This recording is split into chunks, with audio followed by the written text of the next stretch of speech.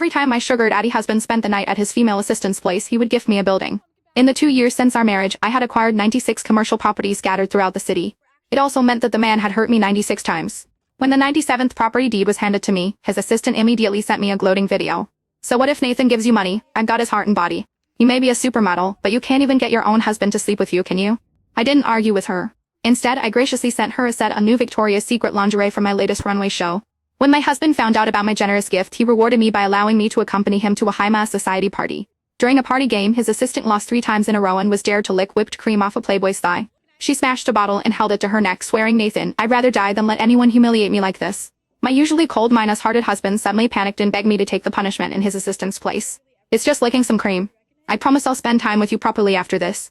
Everyone was waiting to see me make a fool of myself, but I calmly agreed without making a fuss. He didn't know that this was the 97th time he had hurt me, and I no longer wanted to be his caged bird.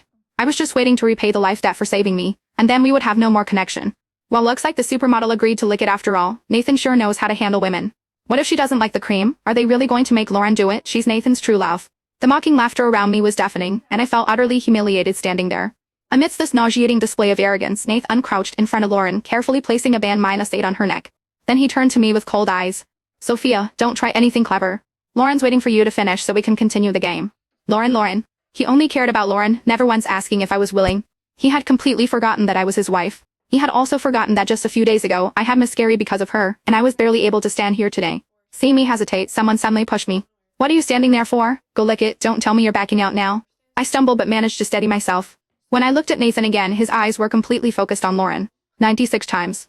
This is the 90-6th time, I counted silently in my head as I stiffly walked towards the man with whipped cream on his leg, a notorious playboy in our circle.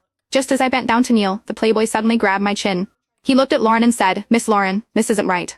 She lost to me 3 times. Licking once isn't enough. How about we play stuff the egg? If you can persuade her to do it, I'll forget about the punishment." Stuff the egg? What's that? An unnamed fear suddenly surged through me, and I quickly looked towards Nathan. But in the next second, Lauren was already pleading with Nathan, clinging to his arm and pouting. "Nathan, it's just a hair. Can't you let your sister -in-law agree just this once?"